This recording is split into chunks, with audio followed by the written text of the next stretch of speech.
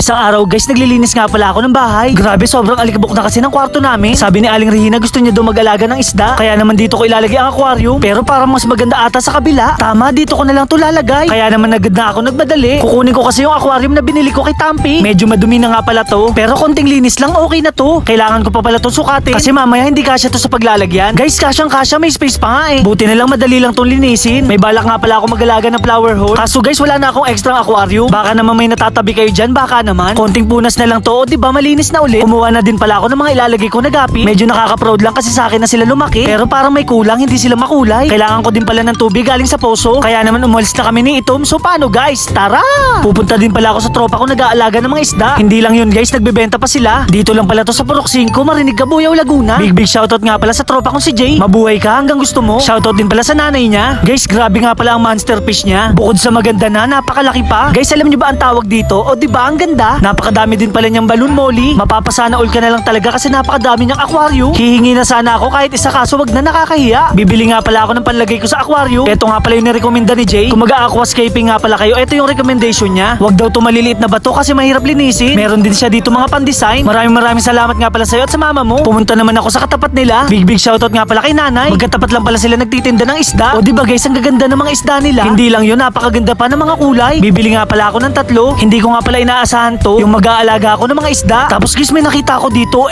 Grabe, ang ganda ng design. Simple lang. Big shoutout nga pala kay nanay. Ganon din pala kay tatay. Maraming salamat po. Nakalimutan ko, kukuha pa pala ako ng tubig sa poso. Dito nga pala yan kay Paring Tommy. Shoutout nga pala kay Mama Tommy. Dahil mabait ako, syempre nagmano ako. Big shoutout din pala kay Tintin. Mabuhay ka hanggang gusto mo. Ito nga pala ang pinunta ko dito. Mapapasana all ka na lang talaga. Sana all may poso. Madali kasi mamatay ang mga isda ko pag sa gripo lang ako kumukuha. Okay na siguro to. Habang pauwi ako, nakita ko din pala yung tropa ko. Big shoutout din pala kay Peter. Nakauwi na nga pala ako ng bahay. Ina-acclimate ko muna yung mga isda. Kumuha din pala ako ng salaan. Bago do kasi natin ilagay yung bato guys, kailangan muna natin hugasan para nga pala mawala ang alikabok nito at mga dumi. Sana may natutunan kayo sa akin. Char. Kinuha ko na din pala yung aquarium. Dahan-dahan ko din pala nilagay yung mga bato. O diba parang nag-aquascaping na tayo. Habang ginagawa ko to, nalilibang ako. Kasi guys, napapanood ko lang to sa internet. Tapos ngayon gagawin ko na. Maglalagay na rin pala ako ng tubig na fresh na fresh. Ang purpose nga pala ng plastic para hindi lumabo ang tubig kapag naglalagay tayo. O diba napakalinaw?